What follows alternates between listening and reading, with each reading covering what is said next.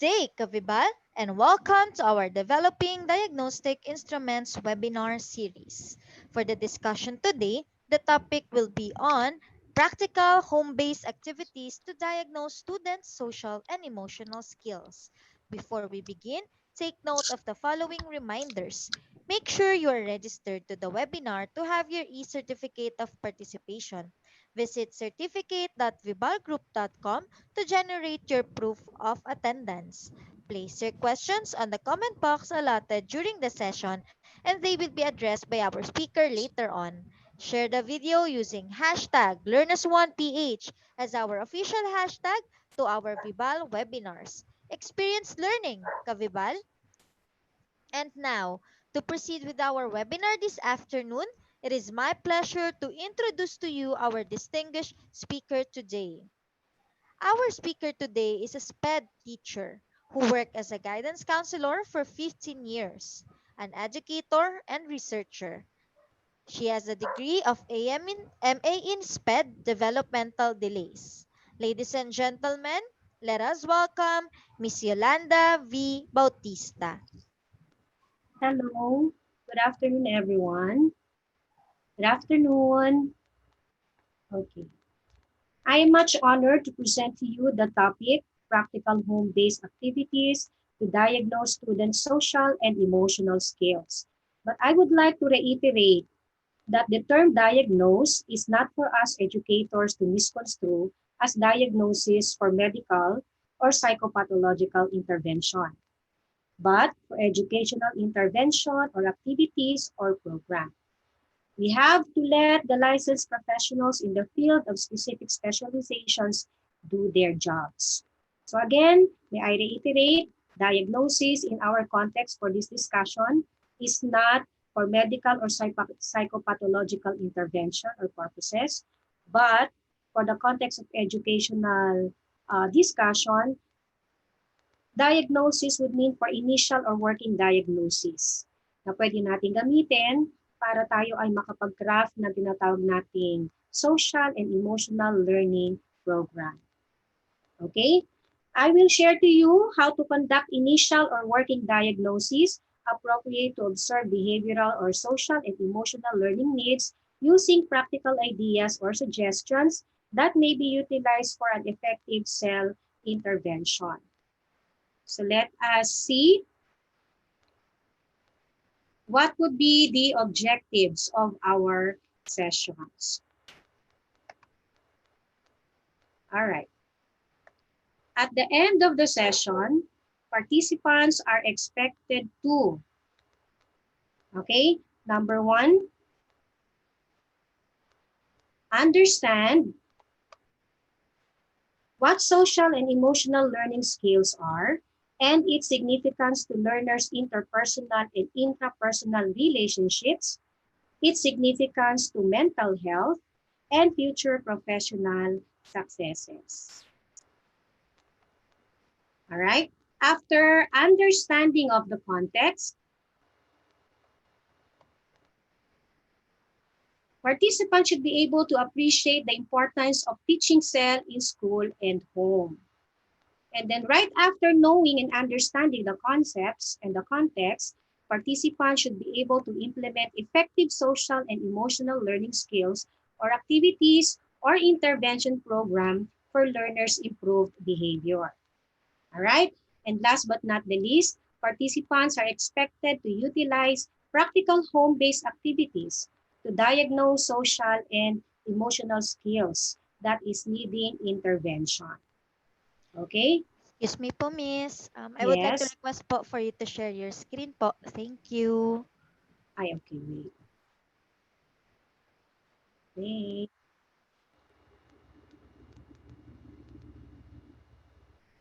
For a while.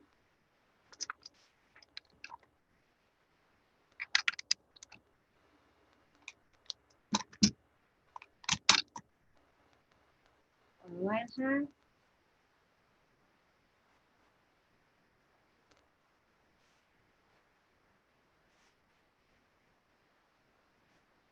Alright. Nakikita na siya? Hindi pa po. Ayan. Nakikita na?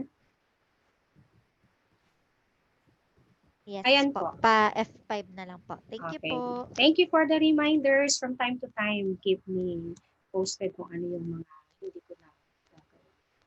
Ayan. Nasi-share na po.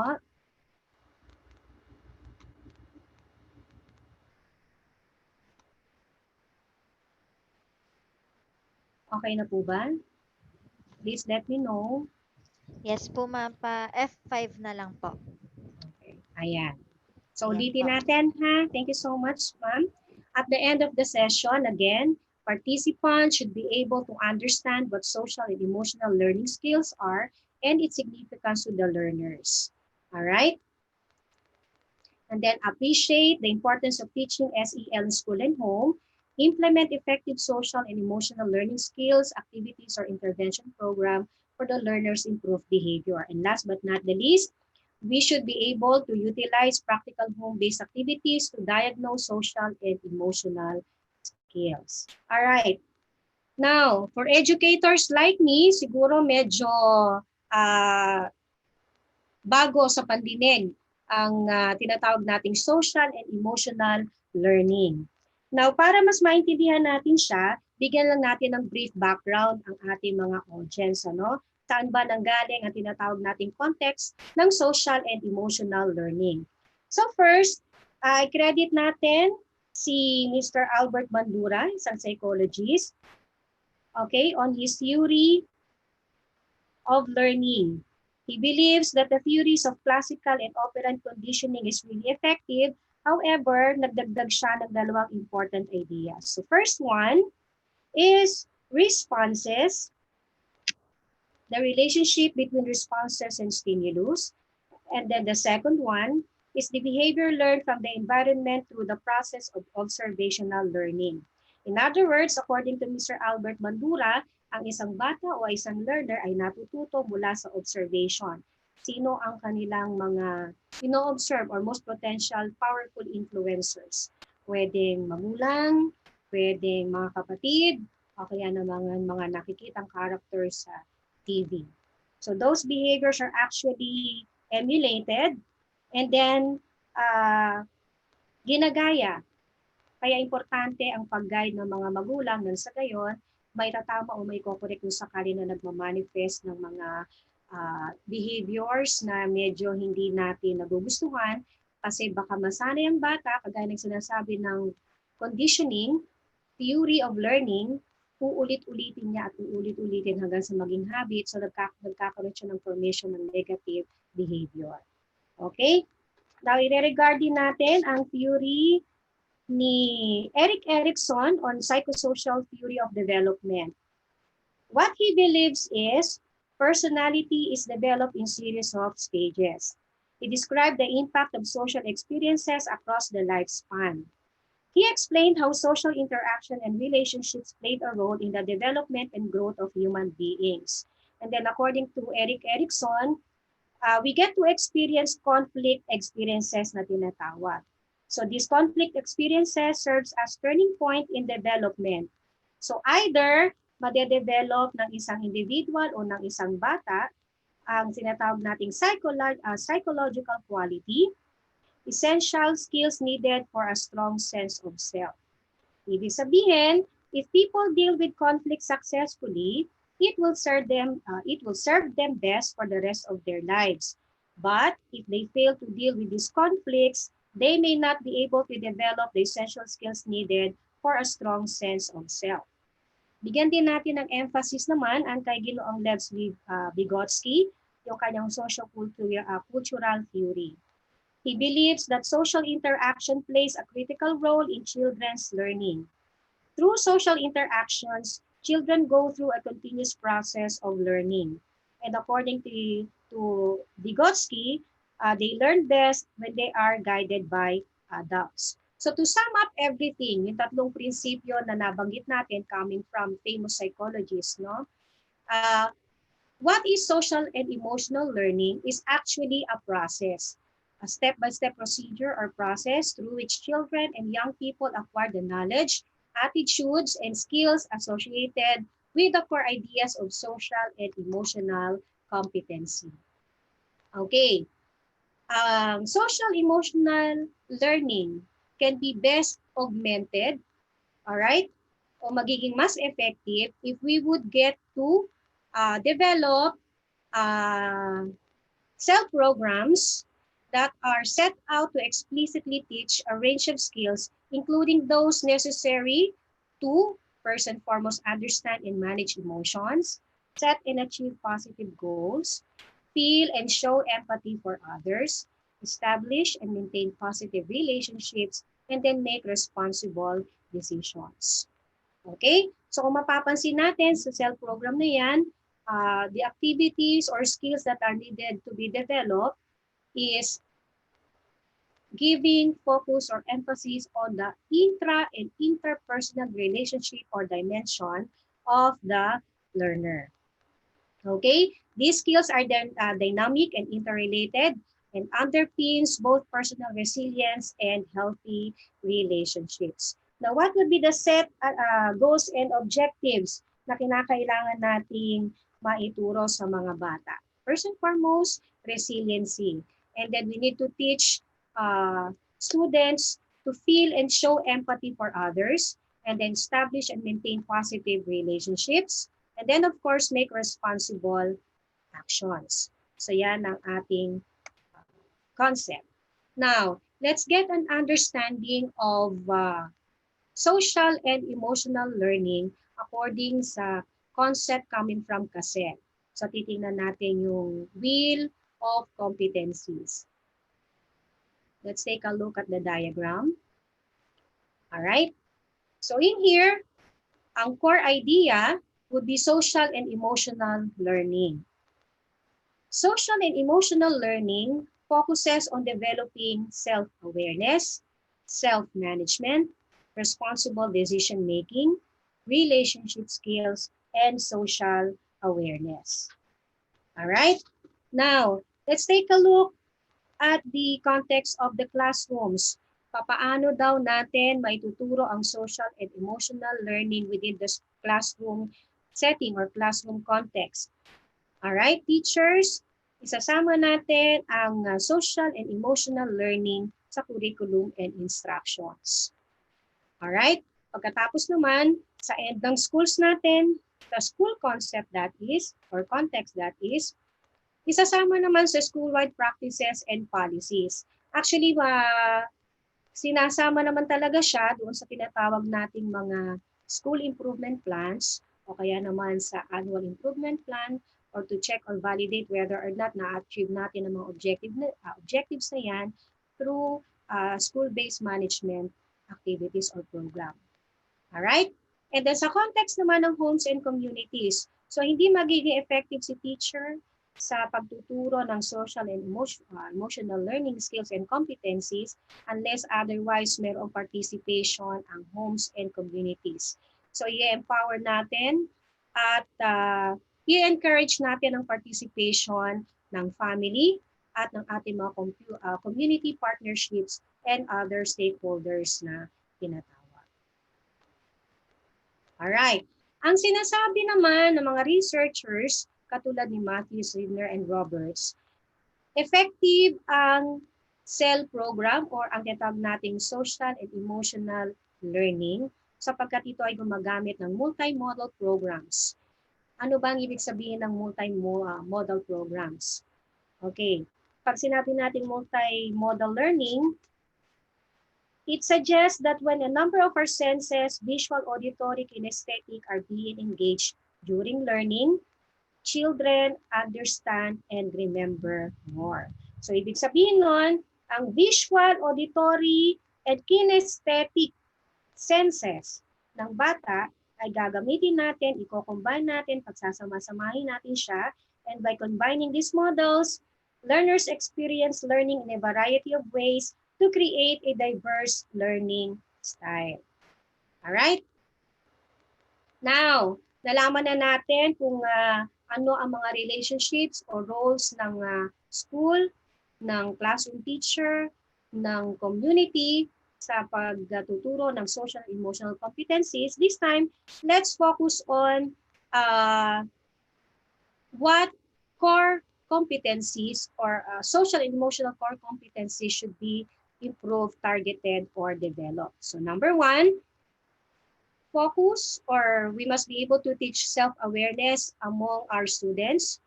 This has something to do with identifying and recognizing emotions, accurate self-perception, recognizing strengths and needs and values for self-efficacy. So we are helping students recognize and accept their strengths and weaknesses.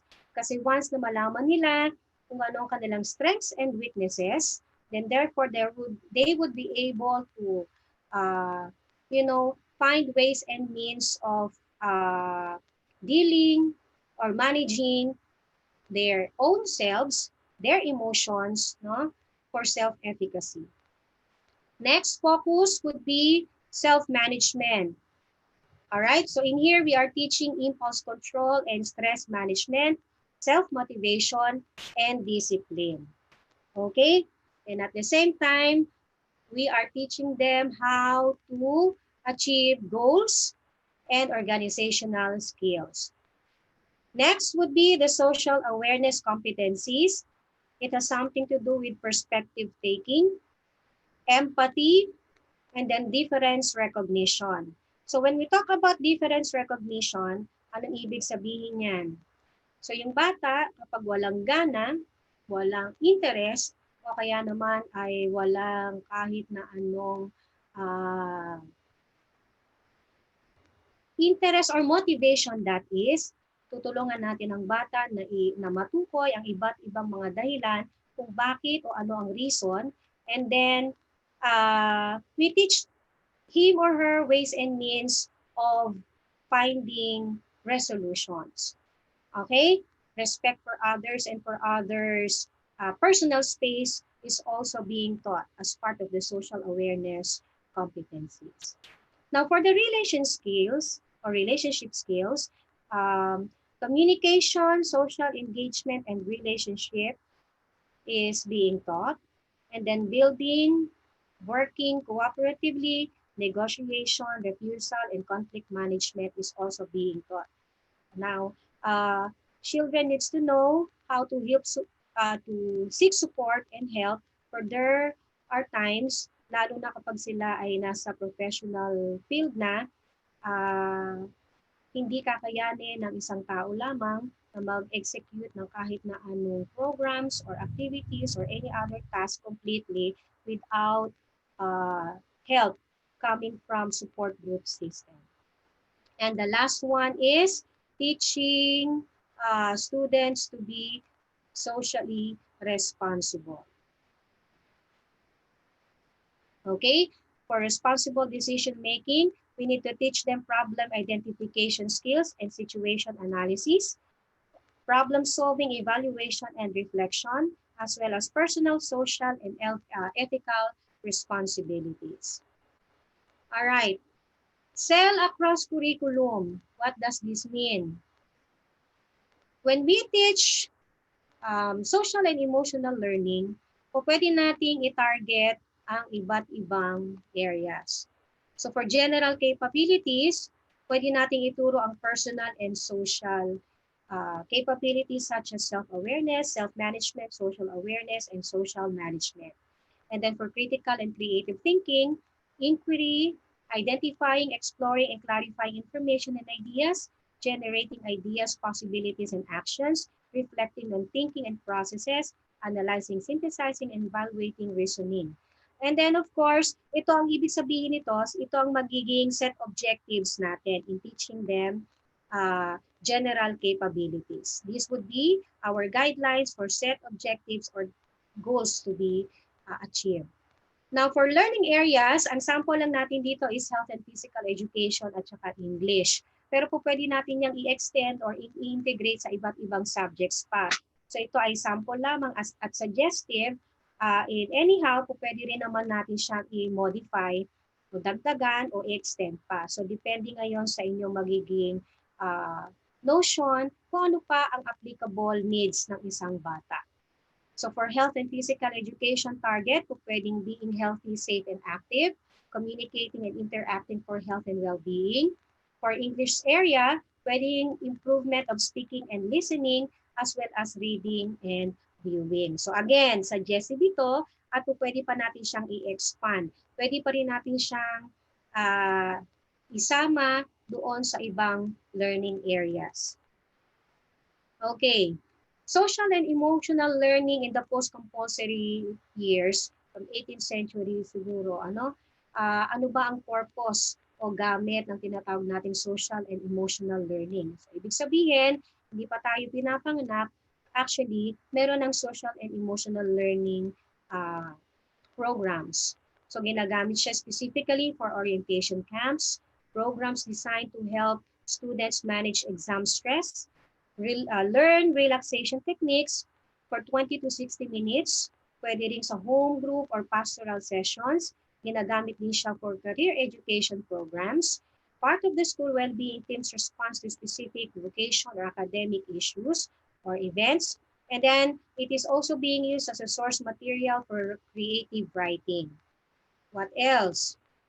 Aside from creative writing, it is also being used as a regular or one-off element of the English classroom socials during lunchtime or after-school activities.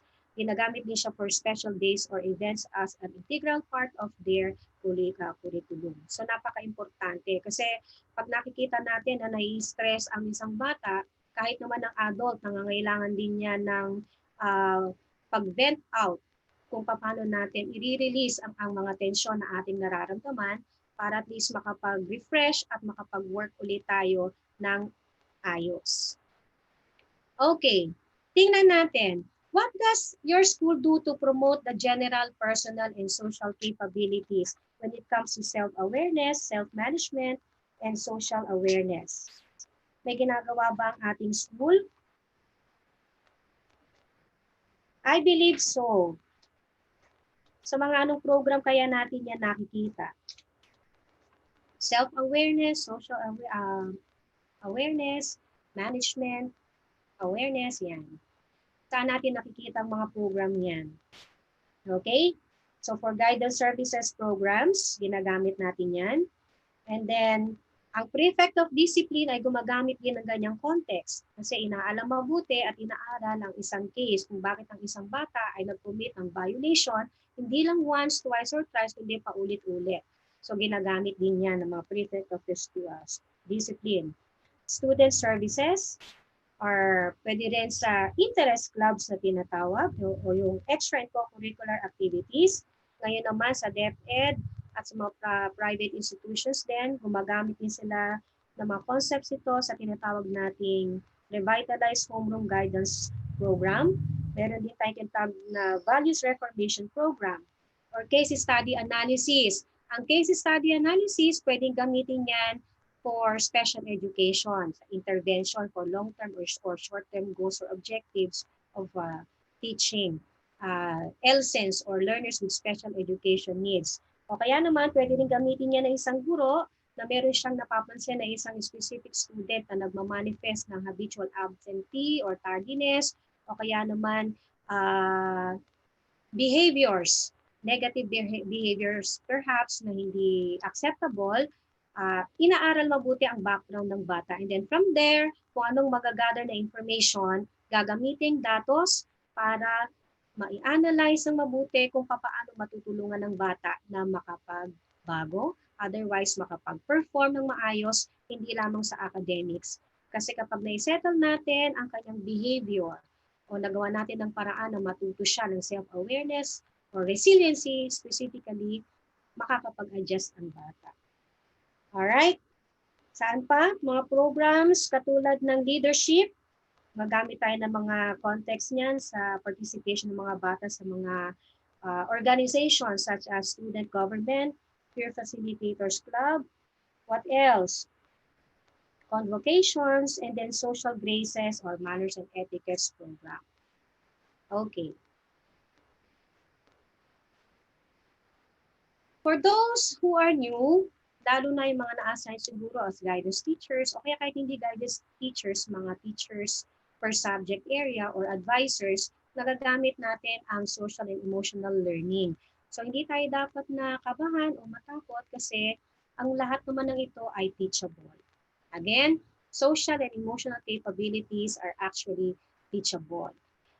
All students benefits from being taught social and emotional learning because students' mental health and engagement in learning improves when they are taught SEL. And there are also studies showing that there are evidence-based programs that works best because of the social and emotional learning programs. All right, so one example of the research which shows the benefits of SEL programs, we have the so-called meta-analysis of over 200 primary and secondary SEL programs where participants participated in rigorously designed and well-taught SEL programs compared with students in controlled schools. Ano daw ang mga observed behaviors?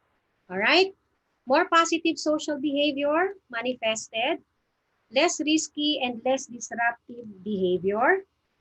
And then there is a marked improvement in academic performance with an average 11% gain in academic achievement. All right.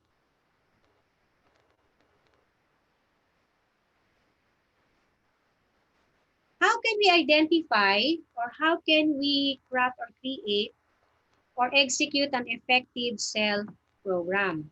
Paano din natin malalaman kung very much effective or efficient ang ating SEL program? So here are the things that we need to check. Number one, it addresses a broad range of risk and protective factors. Ano ba yung mga broad range of risk na tinatawag natin? So yung cases of bullying, ano pa?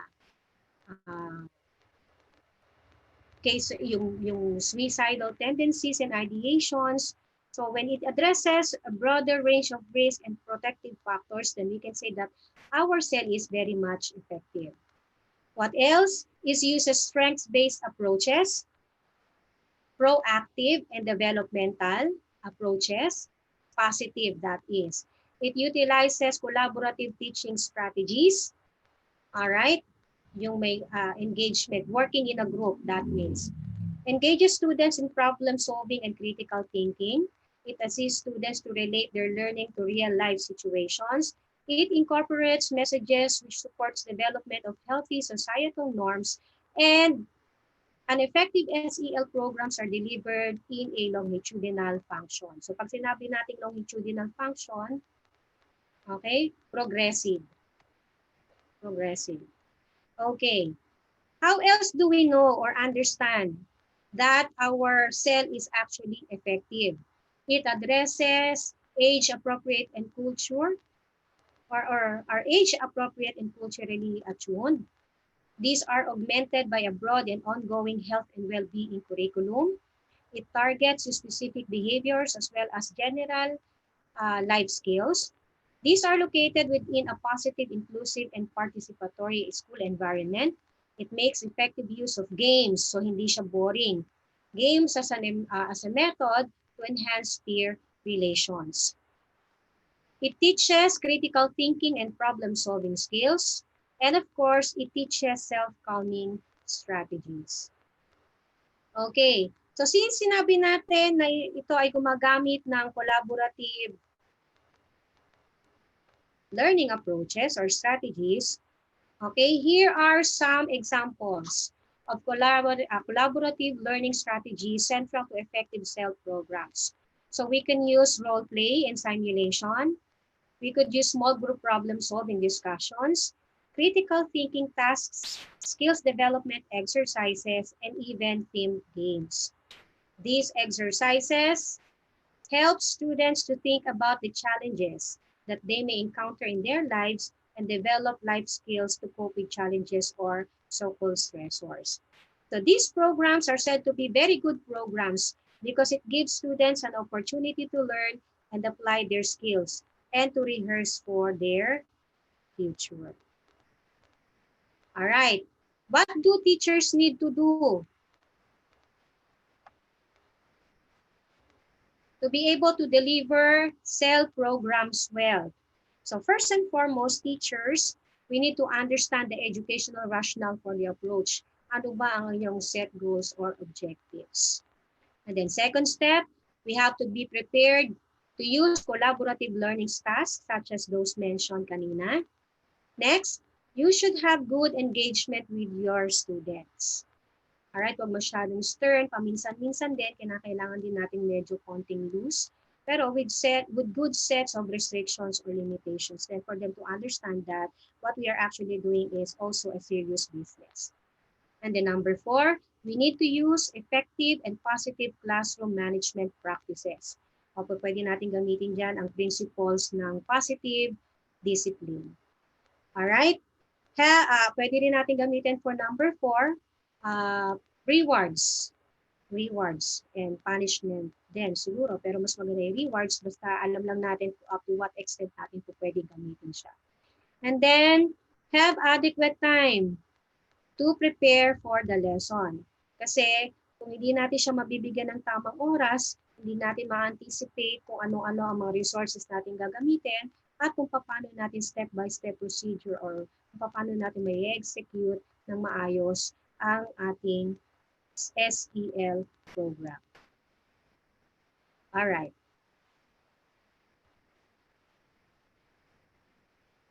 Kailan naman natin masasabi na hindi effective ang SEL program natin? Alright? Kailan natin masasabi? When fidelity is lost in implementation.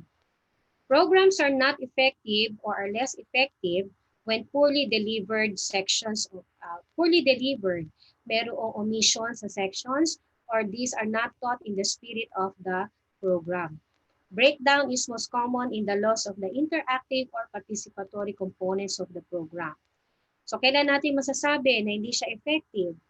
When it comes to fidelity. Alright? When the programs are not supported during implementation by effective system policies, there is poor school leadership and perhaps little or no professional training for teachers. So kinakailangan na ma-involve ng malinaw sa system policies pagkatapos i-communicate natin ang mga policies na to sa mga teachers. Ibababa din natin yan sa mga magulang para we could work things out together. Kasi kapag hindi malinaw ang system policies, hindi naintindihan ng teacher kung ano ang kanyang i-implement, so what more can we expect? So hindi magiging effective ang ating SEL program. So bakit sinasabing pag poorly school leadership? Kung wala rin namang support at hindi marunong mag-communicate downwards ang ating mga leaders, magkakaroon talaga ng demoralized disposition ng mga teachers kasi yung pakiramdam na hindi sila appreciated at hindi sinusuportahan, definitely magkakaroon yan ng negative impact sa end ng mga teachers. So kailangan work things together, teachers, together with the students, then involve natin sila, parents, and other stakeholders for an effective SEL program. So yung professional training for teachers such as this one, actually prior this discussion, I understand marami nang inatin ng mga webinars sa mga teachers at nakakatuwa na makikita natin, may mga nag-YouTube channel na rin, pinapakita yung mga natutunan nila from the trainings that they earn from different organizations. Okay? Now, research shows that fidelity breakdown is so common that we should anticipate it and plan for it by supporting teachers to use collaborative learning strategies. Okay, how do we build resilience? How do we build resilience? By integrating it with our lesson materials. Although ginagawa na naman ito ng mga teachers kahit sa public school yan or sa private schools, ginagawa na natin lahat yan. So the building resilience materials are informed by a strong evidence base that highlights the elements of effective SEL curricula. The lessons uses a range of collaborative learning activities such as paired sharing, small group problem-solving discussions, scenario-based discussions, skills development exercises, role plays, storytelling, games, experiential activities, and class discussions. Alright? So yung experiential activities, ito ang isa sa pinaka-effective din kasi talagang may personal participation at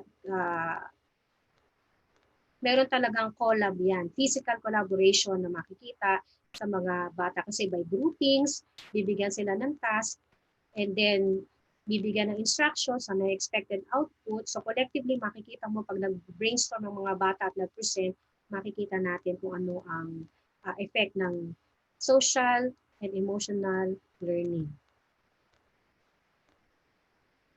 All right. Now, there are researches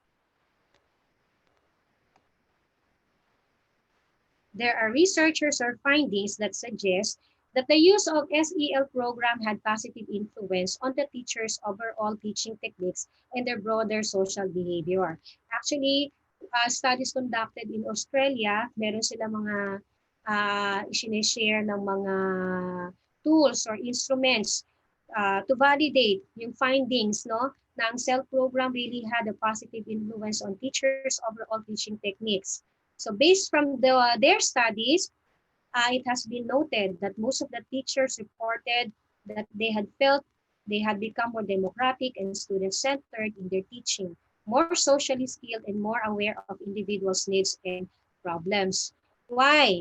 Kasi nga, binibigyan natin ng pagkakataon na magkaroon ng involvement ang mga bata. Kasi they get to discover more of themselves when they get to work not only with teachers but with classmates o kaya naman schoolmates o kaya naman pinalabas mo experiential learning, lumabas na community. Hindi nga lang po pwede ngayon kasi nga ito ay pandemic, no? So pero pwedeng virtually by through coordination with LGUs or any key persons or significant persons or support system na makikreate natin, posible pa rin ang tinatawag natin experiential learning. Yun nga lang may restrictions kasi we need to consider yung ating sitwasyon sa ngayon, sa ating new normal setup. Alright? Now let's reflect first. Okay. What practices do you use to enhance your own self-awareness, self-management, social awareness, and social management sa end ng teachers? So po pwede kayo mamaya mag-post yan sa chat box kung ano-anong mga practices ang ginagamit nyo dyan. Okay, kasi yung iba, nag-a-attend sa training. Okay, yung iba, retreats para sa end ng teachers ito. Self-management pa paano? So ginagamit ang mga natutunan sa trainings para sa self-management activities. And then, through those trainings, okay, nakakaroon ng social awareness ang bawat isa. And then, nagagamit din ito kung paano mamamanage ang sarili para magkaroon ng pagkakataon to work with colleagues, no, sa mas maayos na pamamaraan. Okay. So, these are the useful links na magagamit natin kung sakasakali na kayo ay interested. Alright? There. Alright. Now, let's see. So, ang pinaka-highlight ng ating discussion.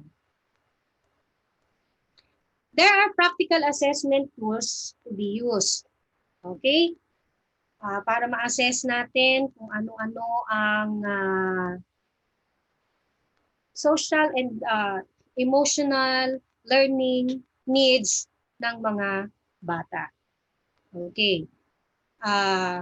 Pagka kasi gagamit tayo ng assessment tools, lalo na kapag ito ay standardized, medyo mahal. Hindi lang siya hundreds.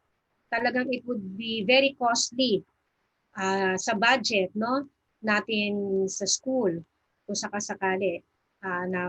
We would be opting for standardized assessment tools or diagnostic tools na tinatawag. No? Medyo costly siya. Alright? And at the same time, hindi lahat tayo ay pwedeng mag-access sa standardized assessment tools na tinatawag. Only those who are licensed, no? Tsaka legally acknowledged na sila ay pwedeng mag-conduct or mag-share. Actually, hindi mag-share, kundi mag-administer ng standardized assessment tools, ang po pwede lamang magbigay nito or uh, conduct sa ating schools. So may mga coordinations tayo kinakailangan gawin bago natin i-implement yung tinatawag nating standardized assessment or diagnosis na tinatawag. Okay? So sino-sino yung mga licensed professionals na yan? Pwede ba mga licensed psychologists, mga psychometricians could help, mga licensed guidance counselors, uh, developmental pediatricians, psychology, clinical psychiatrists. Those are some. Okay, so kung interested to know more about it, so pwede naman tayong makipag-coordinate later on para at least mabigyan ng mga contact persons kung sino po pwede ninyong lapitan para doon sa assessment, standardized assessment tools na sinasabi. Okay? Now going back doon sa aking meat part na tinatawag, practical assessment tools na po pwede natin gamitin para ma-identify natin or magkaroon tayo ng working diagnosis na gagamitin natin for documentation at analysis ng ating mga recorded behaviors na dapat natin bigyan ng SEL program or intervention. So common to observation. Okay? Magagawa ba ang observation sa panahon ng COVID pandemic? Yes, it is very much possible. Kasi pag nag-check ka ng attendance, kung nakalagay sa master list ni teacher ay 40, ang umattend lamang ay 25, that is something. Alright? That is something. Okay, so pinagbigyan natin for the next day, ina-expect mo ay 40. Ang umattend ay 30. Oh, that is something again kasi may nadagdag na mga participants. So perhaps meron ka nang ginawang pamamaraan, in-identify mo na through that attendance, observation, yung physical, checking of attendance sa mga Zoom meetings natin o kaya naman sa kung ano man ang apps na gagamitin nyo for you to be able to meet up with your advisees or advisory classes. Okay? So pag nakita mo na nawawala si Juan ng 2 araw o bakit siya na-late sa inyong klase, tatanungin natin siya. Pero privately muna. Kasi hindi naman natin po pwedeng i-correct ng bata kahit na nasa Zoom meeting yan bluntly kasi nakikita ang ating facial expressions, maririnig ang tone of voice, no? Mahirap din naman na may kahihiyan din tinatawag ang mga bata. So ipipm natin ngayon yan. Private message send. Okay, tatanungin. Bakit ka bakit ka late sa Zoom classes? Pwedeng sagot. Kasi po ma'am, pinagwalis ako ng nanay ko. Nangyayari ba yan? Nangyayari yan sa totoong buhay. Pwede hindi pa nag-aalmusal o kaya naman tinanghali ng gising. So that is one form of observation. So i-record mo ngayon yan sa teacher. Kailangan lagi ka rin may notebook. Hindi porket COVID tayo, hindi na natin bibigyan ng pansin ang pagre-record ng mga notes as to why and how our students are actually not attending our classes or if they are actually attending our classes, bakit sila nalilate sa pag-attend ng Zoom classes. So, bawal ang judgmental ika nga. I-note natin kung anong reasons for specified cases. Okay, so observation. Alright, next, interview. Posible ba ang interview assessment? Posible. Posible yan dahil aside from the private message sent, pwede tayong magtanong doon sa kaklase, PPM din natin sila, o kaya naman doon sa latter part, pag chinek natin ang ating schedule or program, yung 1 to 3, pwede nating ipasok doon actually ang pag-reach out doon sa mga bata kung bakit hindi pumasok, bakit na late, o kaya naman bakit included siya doon sa klase mo pero hindi siya nag-a-attend. Alright? Paano pa natin po pwedeng gawin ang interview? O di magtanong tayo sa mga kaibigan o kaklase. O kaya doon sa mga kapitbahay. Kasi I understand doon sa ating social media account, meron tayong mga friends, no? o yung iba may mga friends na kapitbahay, kakilala, kaibigan, kaklase nung ating mga estudyante. So from there, nag-i-interview ka, ino-note mo ulit kung ano ang mga reasons as to why and how ang bata ay hindi nakaka-attend ng klase natin, virtual na nga siya, o kaya naman ay ba't hindi nakakakuha ng modules, o kaya naman ay bakit hindi nakaka-comply. So interviewin natin. Okay? I just wanted to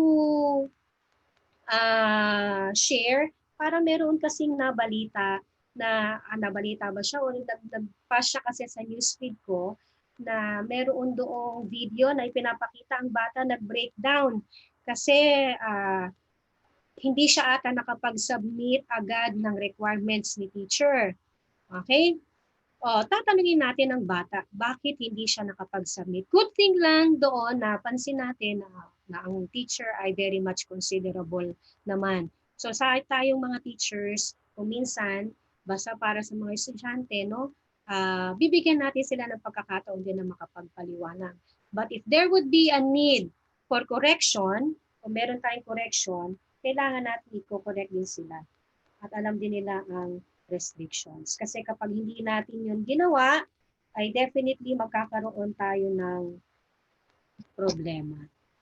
Okay, so interview plays a very much practical role, significant uh, role para tayo makapag-assess ng behavioral needs o kaya naman ng intervention program sa ating mga estudyante.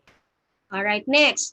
Modified forms, records, inventory, cumulative anecdotal record scale, checklist, or freaks.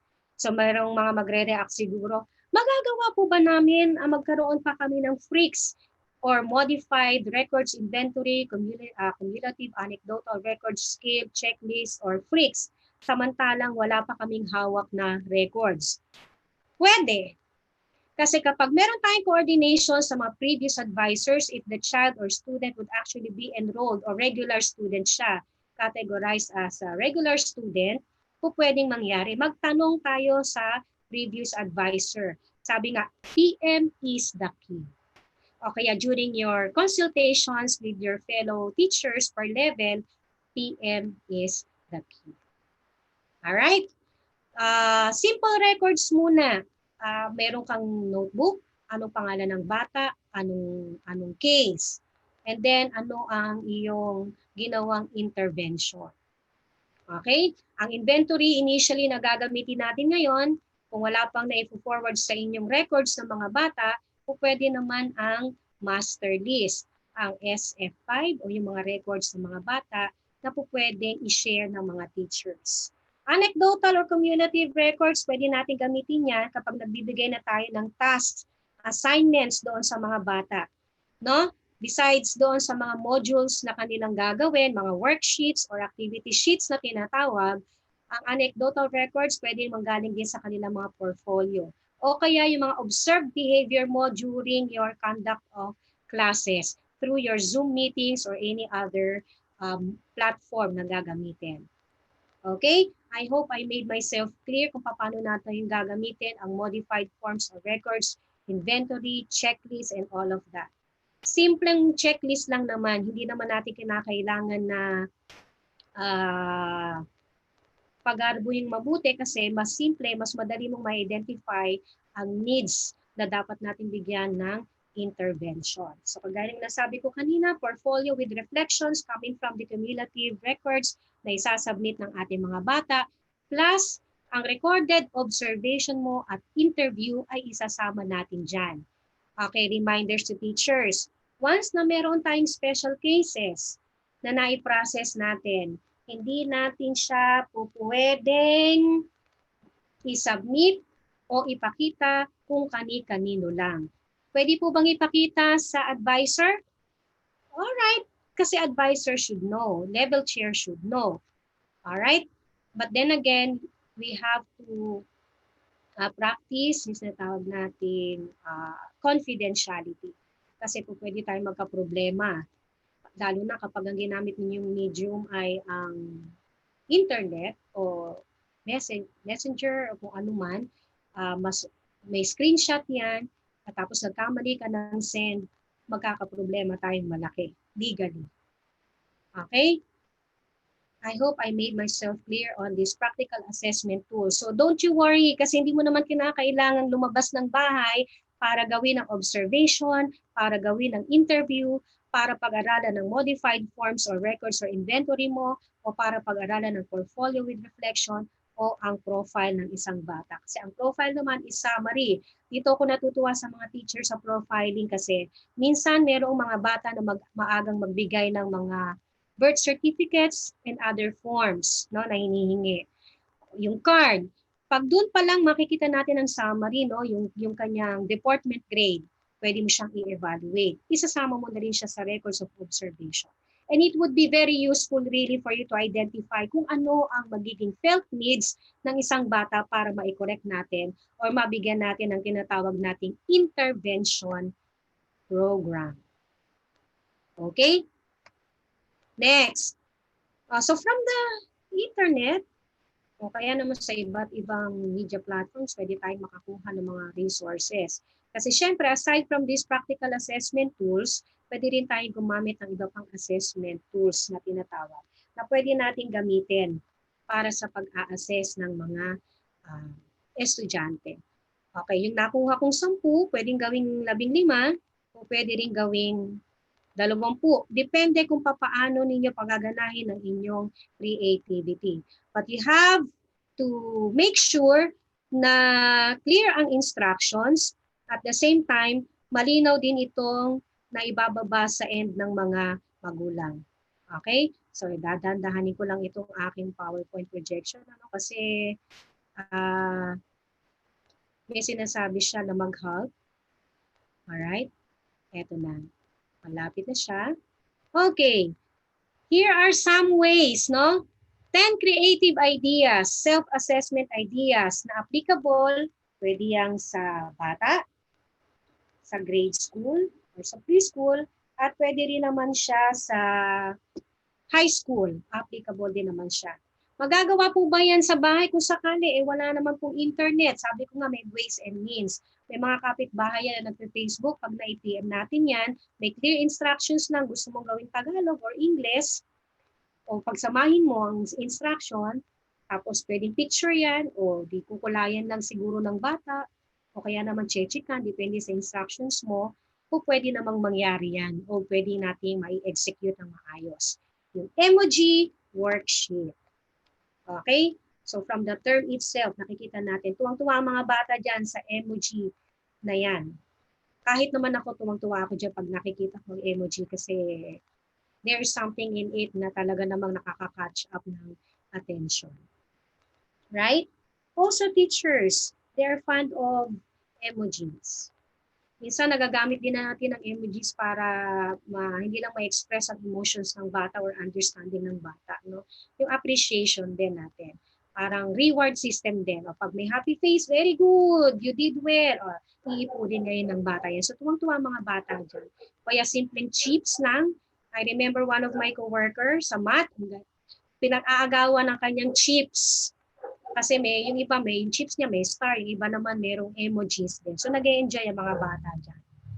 Alright. So it could actually help you identify whether or not ang isang estudyante ay natuto o kaya naman yung moods niya with regards to how you present the class or the subject that is, o pwede rin natin gamitin yan to assess emojis. Next.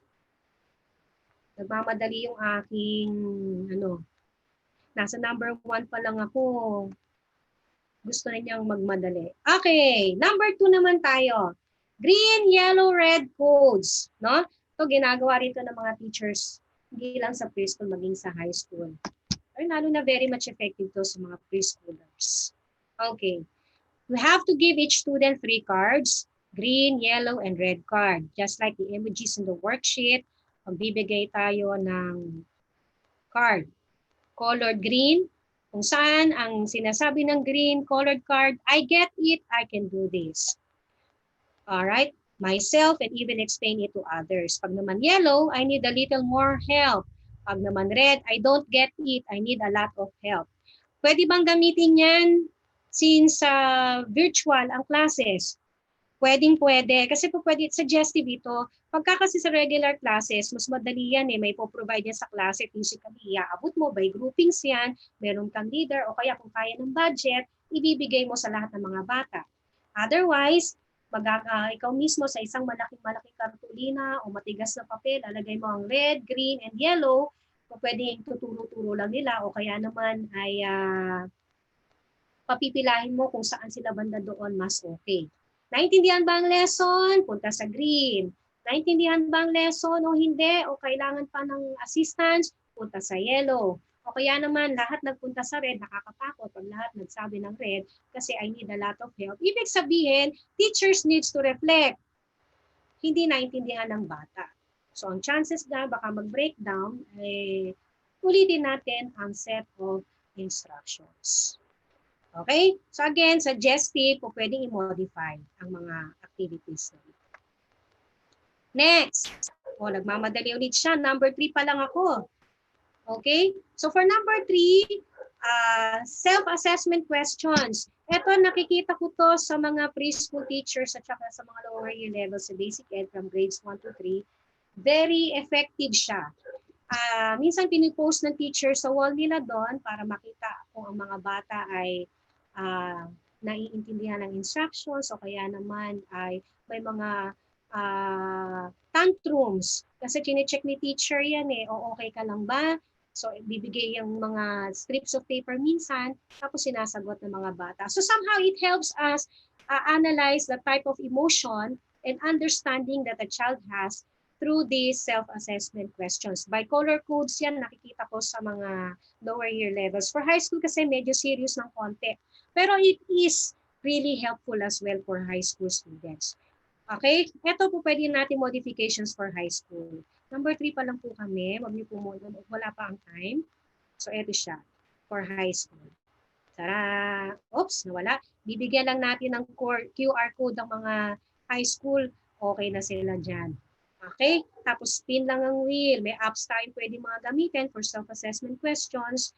And then, check na natin, may re-record na natin na si ganitong bata ay hindi pala na masyadong naintindihan o hindi na-appreciate at all yung lesson. Most probably, baka hindi tayo naging sensitive sa kanyang gender o hindi tayo naging sensitive sa kanyang emotion o pinagdadaanan during that day na kayo ay nag-conduct ng classes. Alright? Number 4. Number 4. Number 4. Ayan. Exit slips. Okay? Tickets yan, exit tickets. These are great ways to quickly gauge students' understanding at the end of a lesson. So it would give you a snapshot of how well students understood today's lesson. Kung makikita mo, did you understand today's lessons? Makikita natin ang mga facial expressions. Doon sa baba, makikita nyo rin ang saklap, I have no idea. So anong gagawin ni teacher? Magre-react ba tayo pag sinabi niya, Ma'am, I have no idea? O kaya sinabi ng bata, ang bilis niyo po kasi magsalita. Okay, paano natin iti-take yan? We have to reflect. And then, pwede naman kayong mag-one-on-one siguro. O kaya naman, bago mo i-one-on-one, pwedeng mag-reflect na muna personally as a teacher. Para ma-address natin, bakit kaya walang nakuha? Ang haba-haba ng sinabi ko, baka naman naglalag lang yung kanyang internet connection o kaya sa end mo. Alright? Things like those. Alright. Next. Ayan. Number 5. Okay. Networking for help. Okay? Kahit na regular classes tayo, may physical attendance ni teacher and students, pwedeng gamitin to at pwede rin natin gamitin ito kahit nasa panahon ng COVID. Basta we just have to make sure, no?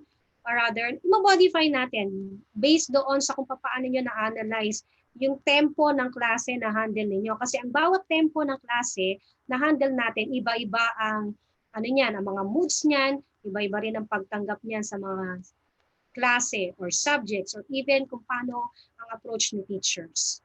Okay? Alright, so we can find a green, find a yellow, or find a red, katulad ng nauna kanina, para malaman kung sino ang mga students or classmates na po pwedeng hinihingian ng tulong kung sakali may felt difficulties or felt needs ang isang bata. Okay? Next, selfie. Usong-uso si selfie. Alright? Pero hindi selfie na may picture, kundi hashtag selfie. So this one, strategies used for math ito. So it's like a reflection, evaluation of students, evaluating themselves or reflecting their work. No? For math class daw, binigyan ng acoustic of meaning yung kanyang course. Selfie stands for showed my work, explained my answers, lots of math vocabulary used, found multiple solutions, reserved through the problems, eliminated careless errors. Okay? Pwede yan sa ibang subject. Kung gusto mo hashtag English, hashtag math, or whatever it is, na pwedeng gawa ng meaning para ang mga bata ay magkaroon ng expression, no? May express ng maayos ang kanilang acceptance doon sa bawat subject na ating itinuturo. Alright, next. Selfie emoticon ulit. Ito yung Snapchat. Siguro kahit ng mga teachers, tuwan-tuwa din yan sa mga emoticons na makikita sa Snapchats. No? Wala naman yatang hindi natuwa dyan. Kasi nakakaaliw naman talaga. So gamit ka lang ng Snapchat doon, papa-selfie, pakita ng mga bata kung ano-ano kanilang pagtanggap sa lesson. Kung happy face man yan, o kung nakasimangot yan, o may mga tumutulong luha, ano pa, nakasimangot, nagagalit. Okay, pag nakikita ba nating nagagalit o parang nalilito ang ipinakitang facial expression ng bata, how do we take it? Magagalit din ba tayo? O ipapakita din natin ng Snapchat natin na nakasimangot din. Okay, na may monster figure doon sa background. Okay? So we have to take those things positively kahit na minsan sa ego natin as teacher siguro, no? Medyo may inis factor. Ang kulit-kulit ng batang ito, pati ba naman dito sa Snapchat na hinihingi mo para for the sake of your discussion, meron pa din kalokohang kasama. Pero possible talaga yan at nangyayari talaga yan. So we have to be very positive about it.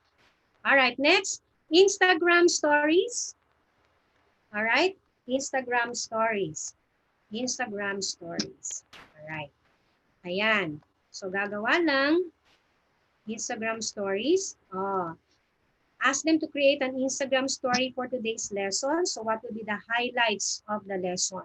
So again, hindi naman kinakailangan mag-ano ka pa ng Instagram since pwede ka namang mag-ganyan lang, picturean mo yan, tapos palakihin mo, i-enlarge mo, i-send mo through PM or email, tapos dyan nila isusulat.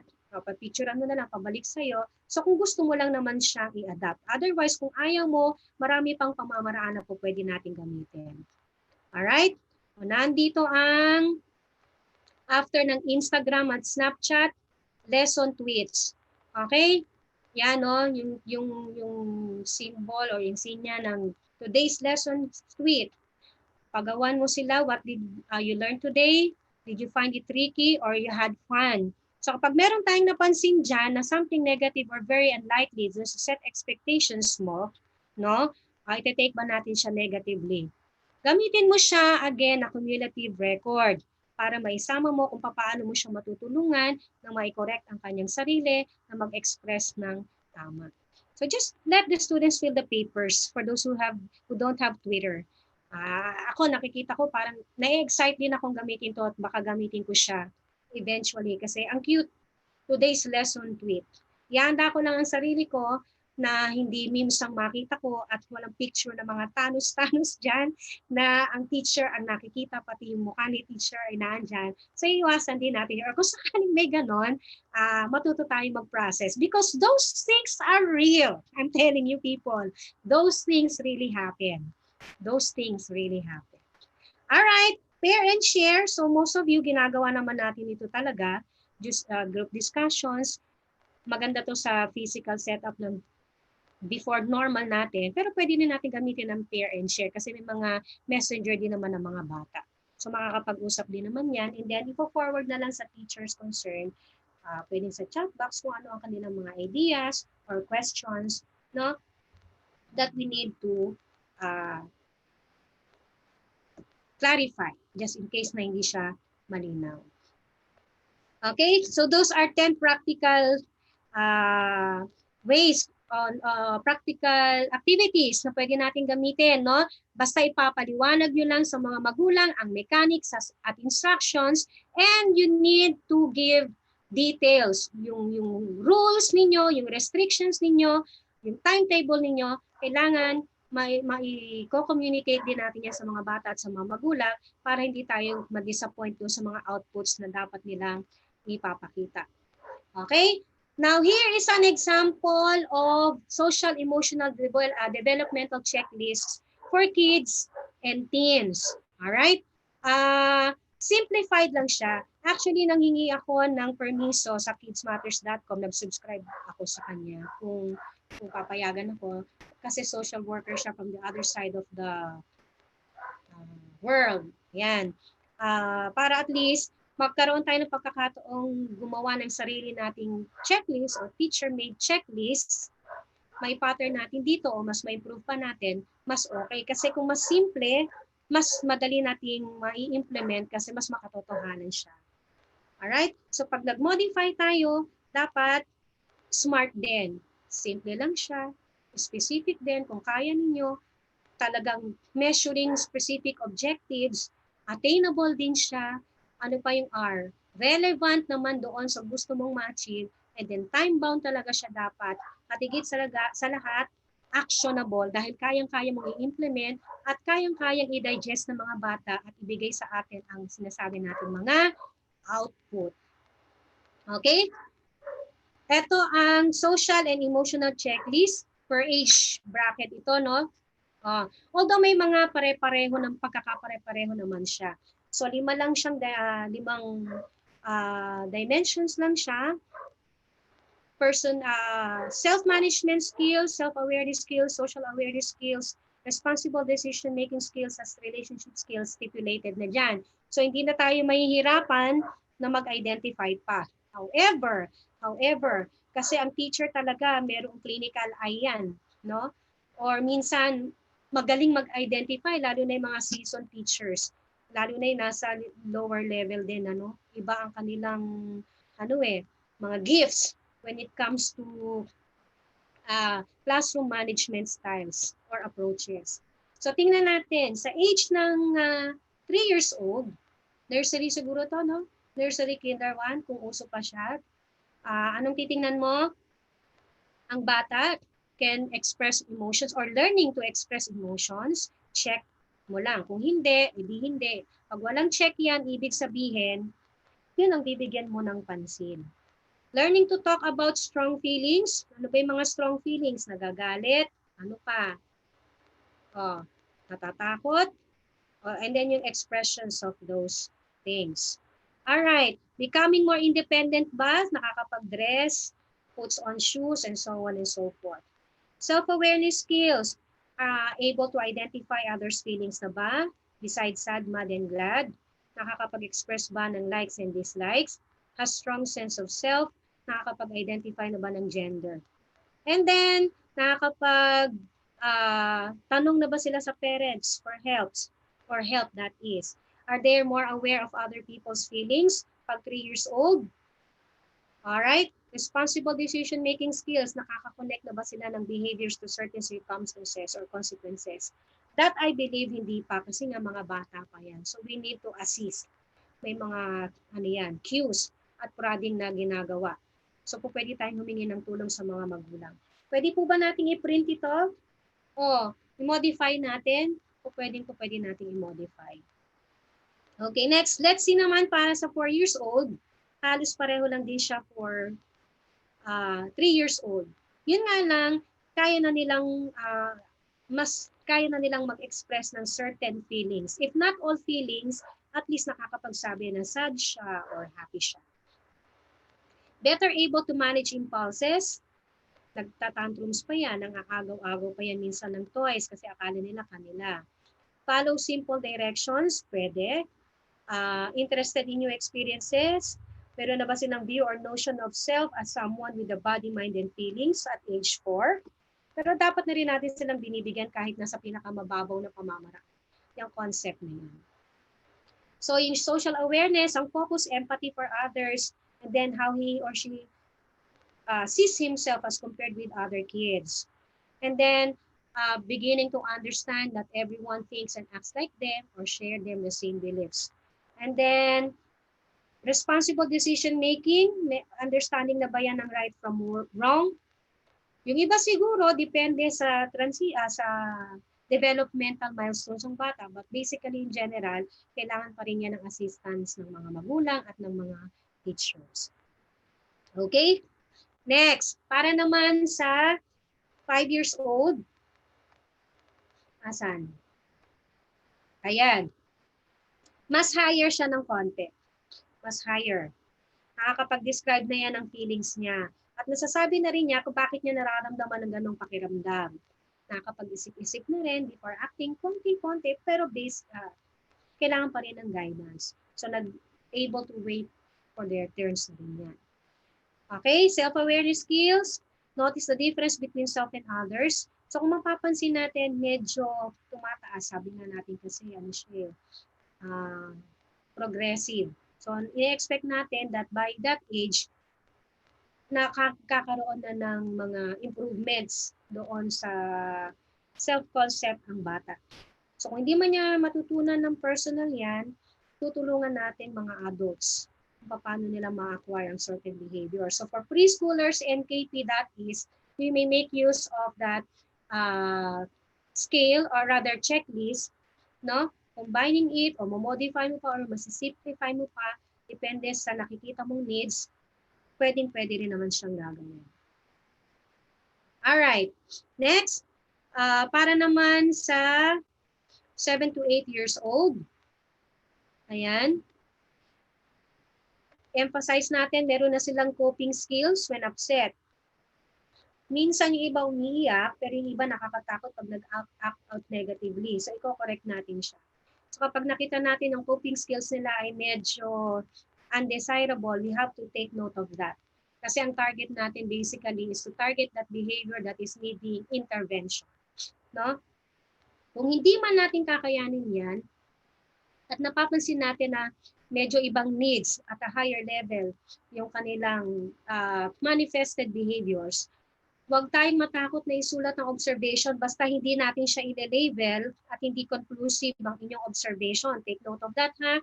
Non-conclusive, non-labeling. Wala tayong karapatang gawin ang conclusive diagnosis, lalo't higit sa lahat ang labeling. Kasi doon nagkakaroon ng problema minsan ng teachers at saka ang parents.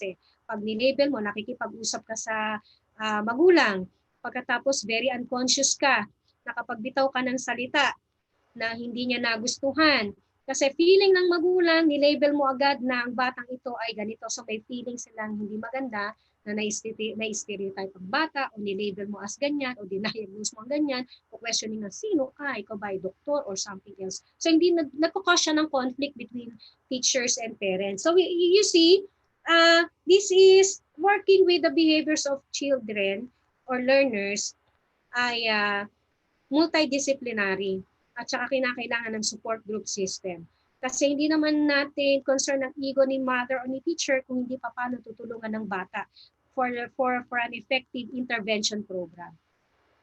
Kaya pag tinanong tayo, anong intervention ang ginawa mo? O ipakita mo yung mga records mo and based from your records, ano ang mga ginawa mo to help? At dahil sa level mo ay hindi mo makaya, kaya inaabot mo, nire-reach out mo si mother at kung sino yung next in line na pwede nating hingian ng support or tulong up to the extent na pwede tayo mag-refer. And those cumulative records observations na gagamitin mo ay magiging malaking tulong para matulungan natin ang bata na ma-correct at mabigyan ng tamang behavior intervention or approaches. So together we could work things out effectively. Alright, ano pa ang pwede nating i-highlight? Yung social awareness skills, may abstract concepts na ba yan? Sa concept ng justice, kunyari, ano pa? Yung love or yung hate. Okay, so you need to check, teachers, kasi kilala naman natin ang ating estudyante except for newcomers na estudyante. So we need to do some observations. But for those students na regular na nating nakikita, nakakasalamuha, kahit na new normal tayo ngayon, magkakaroon pa rin tayo ng pamamaraan on how to help. Kasi mangyayari at mangyayari yan, napakahirap, very challenging ang ating setup. Ang hirap mag-reach out. Feeling ng teacher, ginawa na ang lahat pero kulang pa rin. But then again, wala tayong magagawa kasi ang ating existence as teachers is to be able to reach out and help and teach students para maging successful in their professional endeavors. Now, kapag naman naituro natin yan at naset natin ng rules, malinaw sa mga bata at sa mga magulang na communicate natin ng maayos, meron tayong support group system, mababawasan ang sakit ng ulo natin. Okay? Totoo yan. Kasi kapag nagtanong ka, kinapus ka ng resources, lalo na yung pagtatanungan mo, o kaya kasi walang Facebook account or any other things used for communication, magsiseek out ka lang kahit sa LGU, kilala yan, mabibigyan ka ng information. Okay? For 7 and 8, it relies on adults for security pa rin. Pero at least kahit pa paano natuturuan na nila na self-reliance paunting, kahit basic lang siya. Responsible decision-making skills. So, kaya na rin mag-identify ng pros and cons on different occasions or options. So, nakaka-identify na rin yan ng consequences for actions. Kung minsan tayo pa nga ang mga kinokorek ng mga batang. Basta open lang tayo sa kanilang mga statements o kaya naman mga responses. Share opinions with peers, able to resolve conflicts with friends, and so on. Now, let's see the next one. Yan. Saan na ba yun? Tapos na tayo sa 7 to 8. So, sa 9 and 10,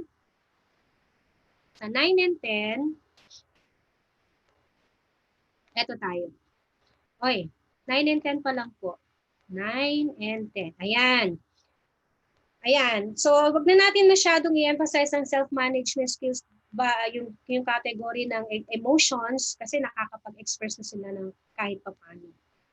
Nag-explore na rin yan ng likes and dislikes. May strong sense na rin yan ng what's fair or not. Meron na rin sensitivity sa feelings ng iba. Meron na rin interest yan sa current events and other social issues. And then knows how to choose best solution to a problem. And then somehow they can analyze decision to see if it is working. So nakakapag-respond na rin sa peers. Alright, in other words, kung alin dyan ang walang check, pwede nating i-consider siya as weakness. Alright? Possible ba na lahat yan ay check? Very good. Possible ba na lahat ay walang check? That's not good. Pero possible din, kaya lang nakakatakot yun kapag lahat yan ay wala o lahat siya na yan. Kasi something is wrong and we need to do something about it. Okay. Next. For teenagers, 9 and 10 yan. This one is for 11 to 12 years old or 13 years old. There. Okay, ang tingnan na lang natin, pagka kasi 11 to 30 years old, meron na rin yung learning to value and accept others people's points of view, nakikipag-contest na rin yan, marunong na rin silang mag-analyze, no? Tapos minsan nakakapagbigay na rin sila ng suggestions. Nakakagulat din kung minsan yan, lalo na pag hindi ka sanay. Siyempre, sabi nga natin, development is progressing. So, i-expect na natin na through experiences and through significant persons na mag-guide sa kanila, makikita natin ang manifestations ng certain behaviors. Paano po ma'am kapag hindi pa? Ibig sabihin nito, hindi pa nagmamature ang bata. Medyo mabagal ang developmental milestones na meron siya. So we need to check lalo. Yun ay isa sa points to consider na kinakailangan nating bigyan ng pansin. Alright? Next. For 14 to 16 years old, medyo hired na rin dyan. Pero dito yung relationship skills nila, meron na silang sense of wanting to be popular. Tapos they make friends because they wanted somehow to feel important. No? Yung strong sense ng acceptance, may expect mo from 14 to 16 years old. Yung loyalty to peer group is being observed. seeking acceptance and trust from peers din, meron na rin sila niyan. So kasi yung self-management skills niyan, medyo mas sufficient na sila ng konti. So i-evolve, sabi nga, nagkakaroon na ng improvement sa end ng mga teenagers, 14 to 16 years old. O edi lalo na sa 16 to 18 years old students natin. Right? For 16 to 18 years old. Ito, kapag hindi natin na-guide ng maayos ang mga bata, magkakaroon tayo, magmamanifest yan later on doon sa kanilang future, personal, and professional endeavors. Kasi hindi niya naitamang mabuti o nai-correct ang sarili niya, kaya at some later point or time in his or her life, magmamanifest ang mga behavior na yan. So, if much as we could reach out and help uh, with our support group system, mas okay kasi malaking may tutulong nito para sa mga bata for their future successes. And then sa level mo, as a teacher, per level, kapag na-establish mo ang connection, strong connection sa inyong estudyante, hindi ka mahihirapan kailanman na mag-assess ng mga behavior needs sa mga bata kasi eventually pag na-establish mo, especially yung rapport na tinatawag o kaya naman yung somehow special feeling ng connectedness with your students kahit hindi ka magtanong. Sila na mismo ang kusang mag-open up kung ano ang kanilang mga felt needs na kinakailangan ng intervention. So kapag successful tayo, o if not us, kapag successful sila, na-develop ang self-management skills, na-develop ang self-awareness skills, na-develop ang social awareness skills, na-develop ang responsible decision-making skills and relationship skills, wala na tayong hindi tayo masyadong mahihirapan. Hindi natin makikita sa social media ang mga negative manifestations of behavior dahil sa unresolved conflicts during those times na need natin silang i-reach out. Siyempre, kasama mga magulang doon, first and foremost, mga magulang. Kasi sila ang unang nakakakita niyan. But then again, minsan pag working parents yan, longing sa attention ang bata, sa'yo magpapapansin ng bata. So, i-record mo. I-record mo. Now, may restrictions ito ha, na hindi naman to pwedeng sobrang overly familiar ang mga bata. Kasi pag overly familiar din yan, mahihirapan ka na rin makita ang objectivity ng ginagawa mong intervention program regards to social emotional learning and development that is. Kasi hindi ka na magiging effective pag once na naging subjective ka na because of over-familiarity. Napakahirap nang i-restrict o ilayo sa'yo ang bata kasi may emotional attachment na yan. Okay? So dapat laging professional relationship. Alright? At yung restrictions mo, wag na wag mo kakalimutan kasi mahirap din namang suluhin mo ang problema dahil sa kagustuhan mo matulungan siya. So dapat objectively, may forward din natin yan. A-assess ang bata, may forward natin at may endorse sa mga tamang tao, makakahingi tayo ng tamang tulong kasi wag nating kakalimutan na may mga legal implications ang bawat kilos na gagawin natin. So, importante ang pagre-record, importante ang pagre-report, importante ang pakikipag-usap. Whatever negative emotions na marinig natin sa mga magulang, kung kaya mong i-take lang as much as possible. Kasi perhaps students are needing help. No? Kasi sa bahay, baka yun ang kulang. At ikaw ang makapagpupuno. Okay? So, those were some pointers. Again, suggestions lang siya. Kung pwede natin siyang i-modify, kung pwede natin siyang dagdagan, kung pwede natin siyang mas simplihan pa. Pero kung gusto mo ng standardized, no? Ang 16PF kasi nakakatulong yan to identify personality profile of students. Pwede yan. So mag-seek out tayo ng help. Meron tayong mga partners na po pwede nating lapitan para tayo ay matulungan. Okay? So these are the references. Now, please remember people, where there is no guidance, people falls. No? But in an abundance of counselors, there is safety. So pag na-guide natin ng maayos sa mga bata, less sakit ng ulo sa end mo as teacher. Kasi makikinig sa yan, taas mo lang kamay mo, taas mo kilay mo, ngumiti ka lang ng kakaibang ngiti na instructions ang gusto mong i-highlights, no? So very less ang sakit ng ulo at stress sa end natin. At pag nag-guide natin sila ng maayos, so makakapag-expect tayo dyan ng successful na self-management actions emanating from the students themselves. Okay? Sabi ni Aristotle, educating the mind without educating the heart is no education at all. So paano natin i-educate ang ating heart? So through the use of social and emotional learning intervention program by utilizing yung mga basic man siya or non-standards assessment tools or initial diagnostic tools or materials na pwede natin magamit in helping out developing resiliency, no? Resilient youngsters or resilient learners or resilient and responsible Filipino citizens. So thank you so much. Pwede na po akong mag-entertain ng questions kung meron pong mga questions or clarification. Thank you so much, ma'am. Let us proceed to the question and answer portion. Our first question is from Joy Ablaza. Kung relatives lang po ang kasama ng bata sa bahay dahil ang parents ay working abroad, paano po ma-implement or magiging effective ang diagnosis?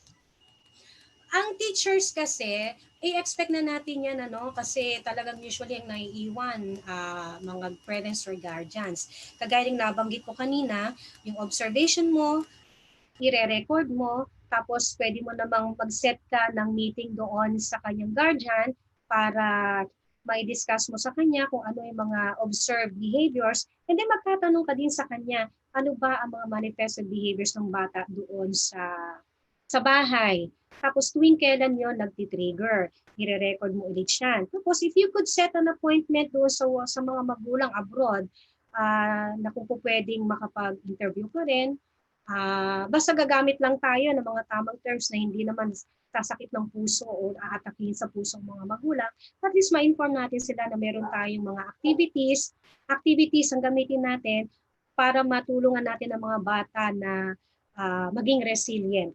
Okay, pwedeng halimbawa, mag-undergo siya ng values reformation program applicable for high school kasi medyo mas mahabang mataas na level rather that is for high school.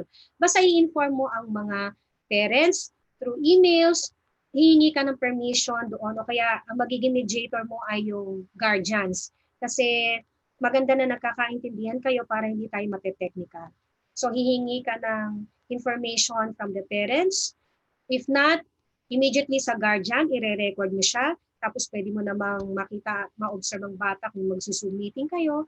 Kasi hindi natin ini-encourage ang physical na pagpunta. Pero kung kakayanin mo at sa palagay mo safe ka, you may do so as an extended service. Pero kung hindi mo naman kailangan ipagpilitan o gawin ang physical na pagpunta o pag-reach out.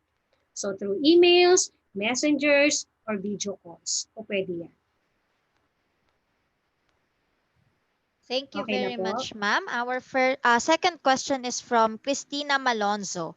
What are the ways to improve the social and emotional learnings of our learners now that we are using the new learning modalities? Okay. Marami tayo mga pamamaraan, no? Nakita natin kanina yung mga simple ways and means kung yung pinakita ng mga Snapchats, yung mga virtual na communications or meetings with our students, at saka at the same time yung mga paggamit ng iba't ibang platforms din kasi talaga naman kuminsan hindi tayo hindi natin kaya na pumunta physically para mag-reach out. So we could make use of different media, or rather medium, to reach out our students. Kung hindi natin ma-reach out, kasi parang ayaw naman niyang makipag-reach out, merong mga friends niya na po pwede mong kausapin. PM mo lang, tapos may mga magulang din niya na baka close doon, kaibigan niya, kaklase na niya, kaibigan pa yung mga magulang o yung family, pwede rin natin silang i-reach out doon. So make useful, rather i-stretch natin ang use ng social media platforms into something useful.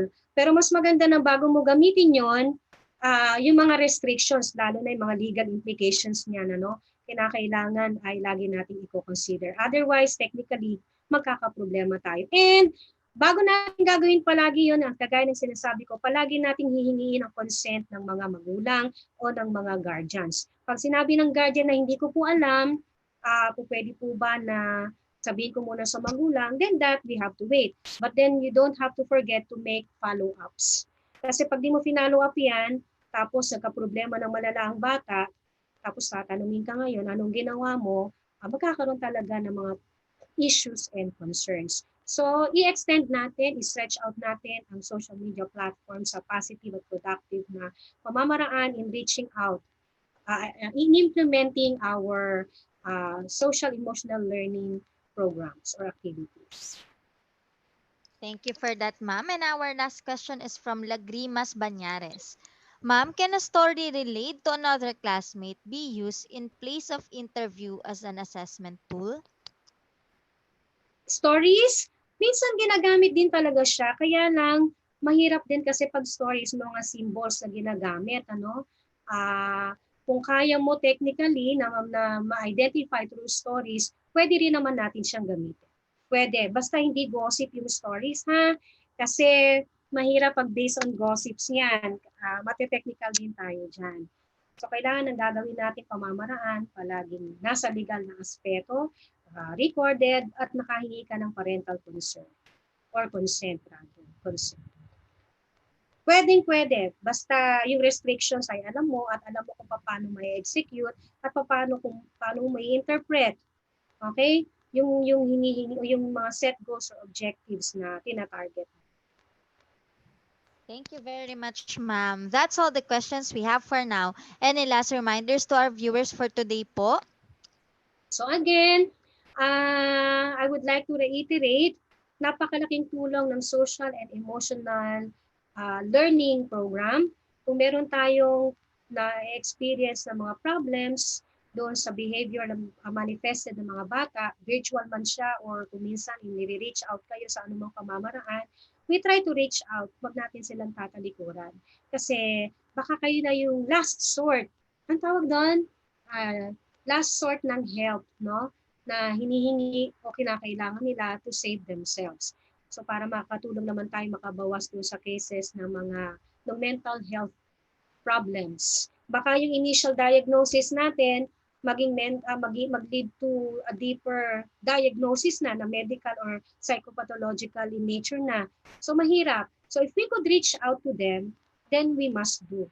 At least as teachers, no, we are tawag dito, it is one of our purpose or mission or calling to reach out and help para at least kung matulungan natin silang maging successful in managing themselves and emotions and then clearing up their own perceptions in life, yung outlook nilang magiging positive sa buhay, mababawasan ang krimen na meron tayo sa ating paligid. And at the same time, mas marami tayong makikitang successful uh, successful sa personal and professional lives ng ating mga kasamahan, ng ating mga estudyante, ng ating mga magulang, or ng ating bansa sa kabila. So kung meron mga tanong pa po or questions, I am more than willing to accommodate. Bigay ko na lang po sa inyo siguro yung contact number or ang aking email ad para po kung sakali gusto pa rin po mag-reach out or magtanong, willing naman po ako to extend pa po, to help, extend the help natin. Okay. So good luck to us teachers. Sana may natutunan at the same time, magamit natin siya productively for this school year 2020-2021 at sa susunod pang mga school years. So, Thank you good luck very much, ma'am. and thank you. There we have it. In behalf of Vibal Group Incorporated, I would like to thank our speaker for today for this very eye-opening and insightful learning session. It is an honor to have you with us today, ma'am. And Thank to you all so our much. Kavibal viewers, all thanks to you for your continuous patronage to our daily learning session. Don't Thank you. forget to register to get your e-certificate of participation. We encourage you to subscribe and watch on our official Vibal Facebook and YouTube channel. Muli, maraming salamat at magandang araw sa ating lahat.